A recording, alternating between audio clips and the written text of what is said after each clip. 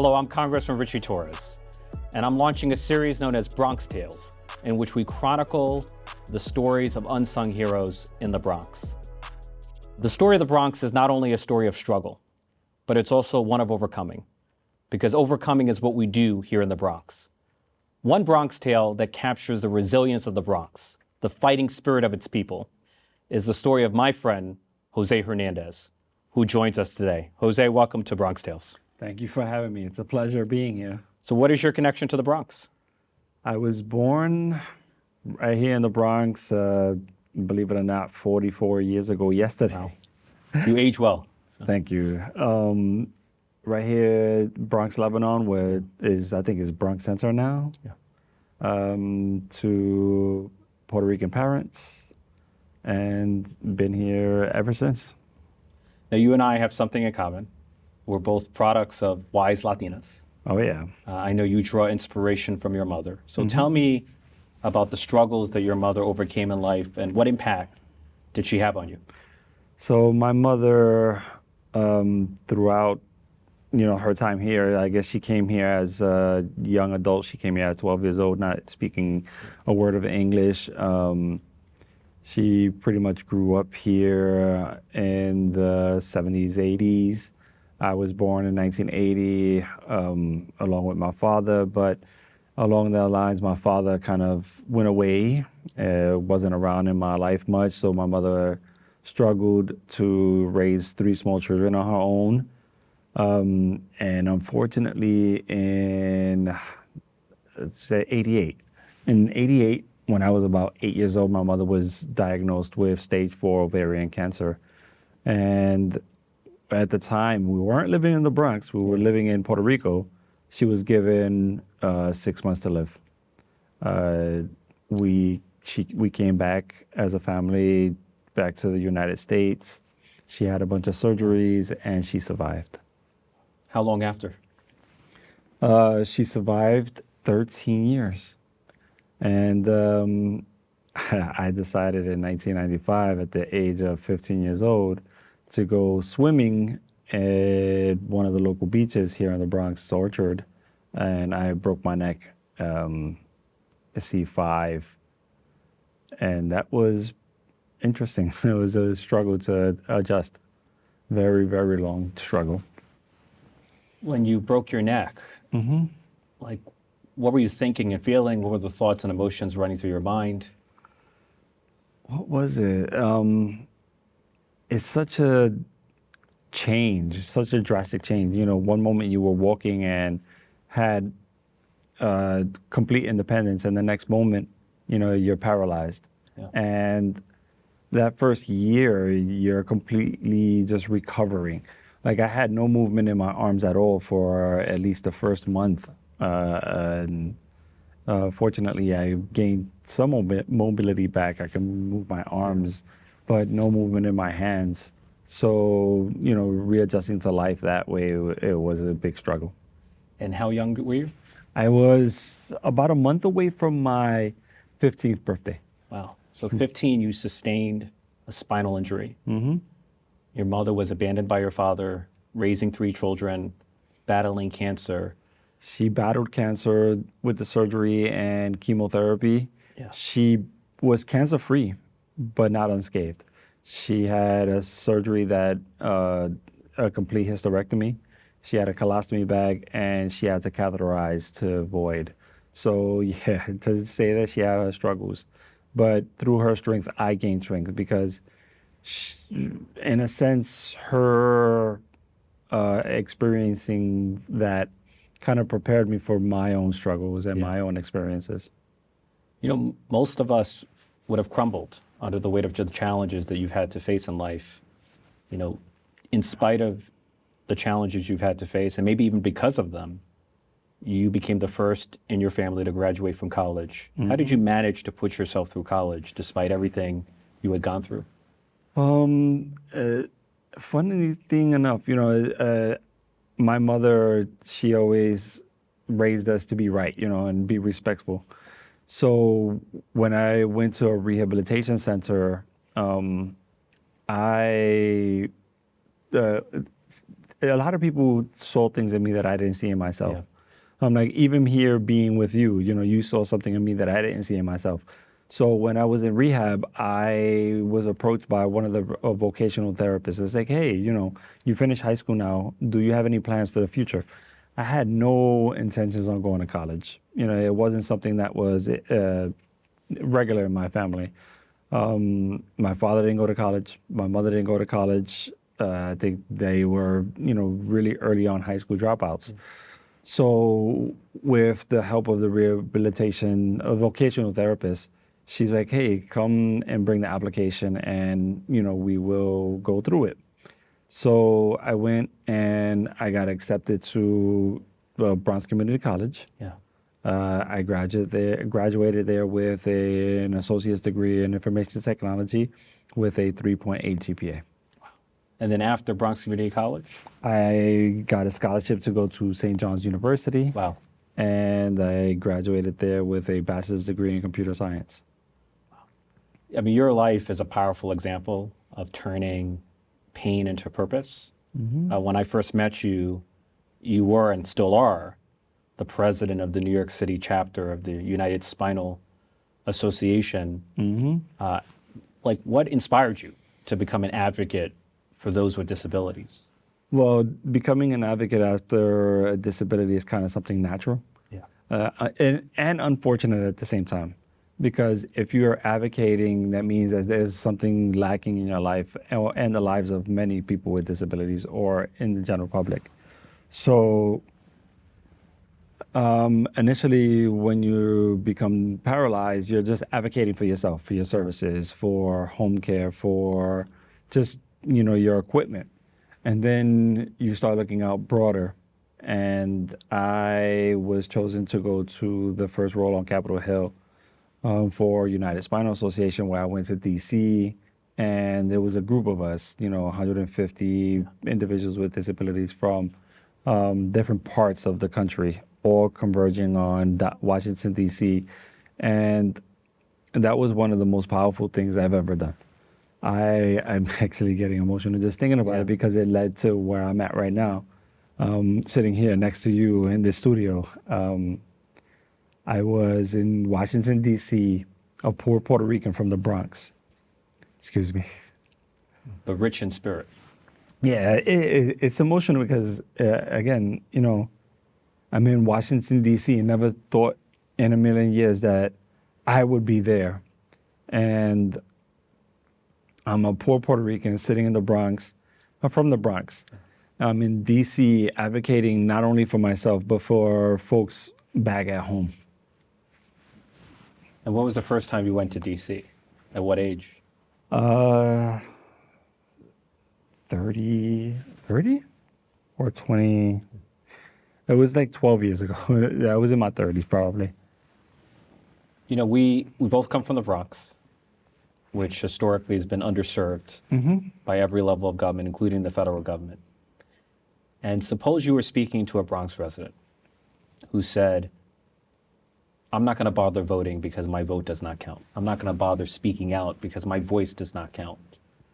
Like, what would you tell that person? How would you overcome that cynicism about our politics? I've known the importance of voting since I was 18. As soon as I was able to register, I registered.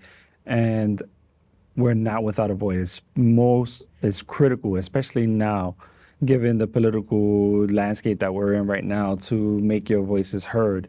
If we don't make our voices heard and go out there and vote, nothing will change. And like I said, it's more critical now than ever to make sure that, we have our voices heard and we have our chances to really vote in the politicians like yourself that really hear the voices that shape the Bronx, that shape our communities, that shape our futures. I mean, you're living proof that you can have an impact as an everyday citizen. Now, you've been a passionate champion not only of those with disabilities, but also those in need of home care. Why is home care so important to you? It's one of the most important issues affecting our country, but why does it matter to you? Well, as a person with a disability myself, I require 24-hour home care to be able to successfully live my life independently in the community. Without that home care, I live my life in an institution. And one thing that I know that our institutions, like nursing homes, are full of lost potential. We have so many individuals there that can get educated, that can have an independent life in the community. But unfortunately, because of circumstances, the lack of home care, the lack of family support, they're trapped in nursing homes. And I would love to go with you to one of these nursing homes so you can see, you're like, wow, you're 25 years old and you're in a nursing home, and you can live successfully out in the community, but there's not enough housing, there's not enough affordable, accessible housing, there's not enough home care out there to enable to provide for these individuals to live independently. And also the wages are so low that a lot of our home care workers are going onto different industries. You can work at McDonald's or Burger King and flip burgers and make the same amount of money. And you're coming into our homes, taking care of our bodies. My PA helps me with bowel, bladder, getting dressed. I wouldn't look this good today if it wasn't for their help. Well, your home care worker did a great job. Thank you.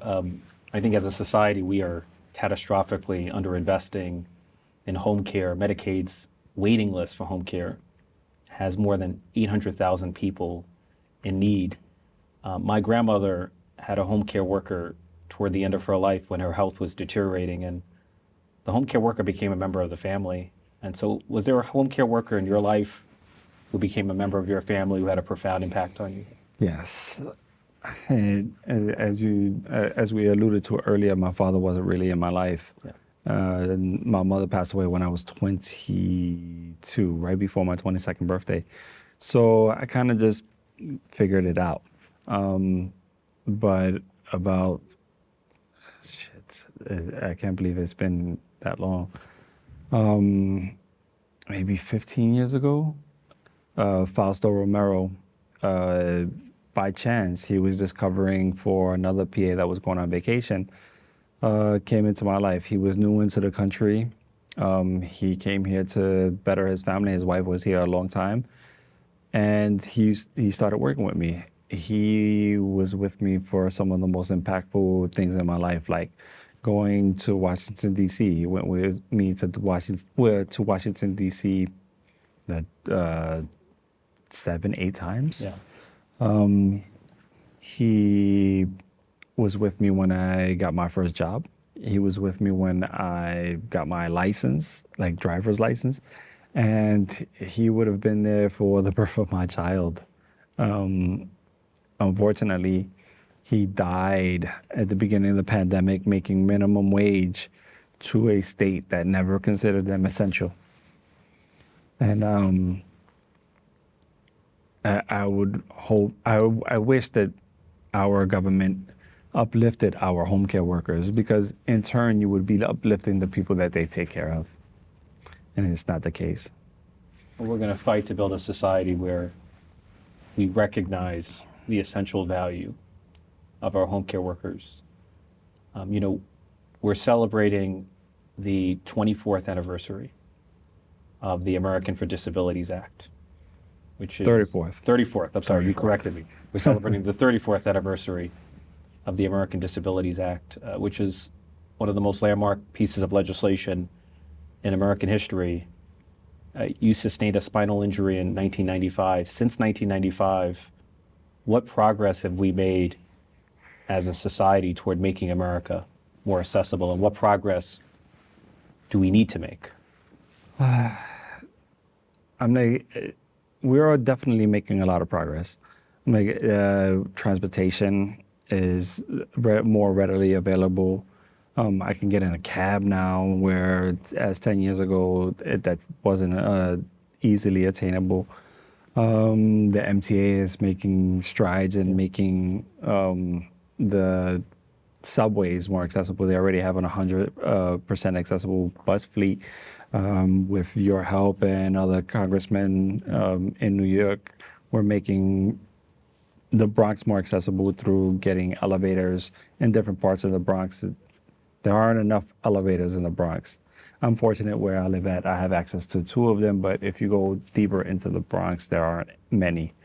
So yeah, we're making a lot of progress, but we need to ensure that people with disabilities aren't institutionalized for no reason but being disabled. And that's happening way too much across the country. And as you noted, I partnered with the MTA and Senator Schumer and Congressman Adriano Espaillat to secure more than $100 million to make the subway stations more accessible. Mm-hmm. But the majority of our subway stations remain inaccessible to those with disabilities decades after the ADA. And so what kind of impact does that have on those who are struggling with disability? It limits our access to our great city.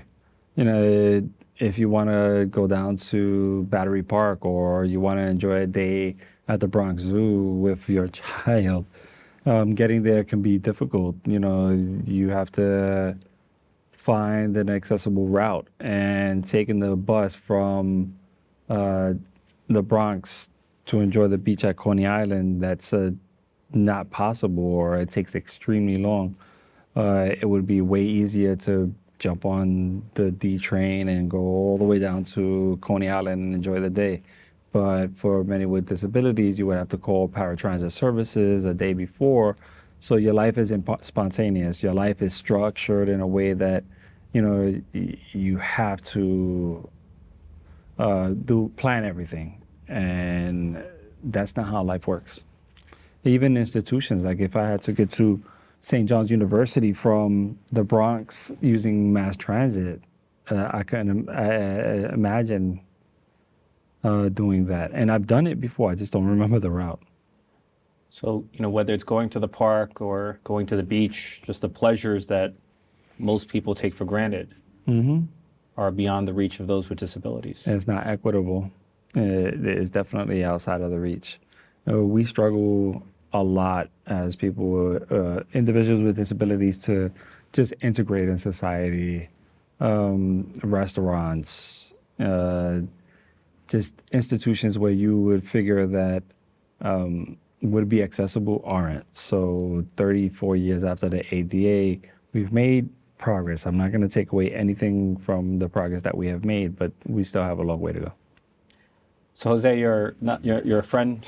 You're an inspiration to me. You're an inspiration to many people who know you, who know your strength and resilience. And what does the future hold in store for Jose Hernandez? I don't know.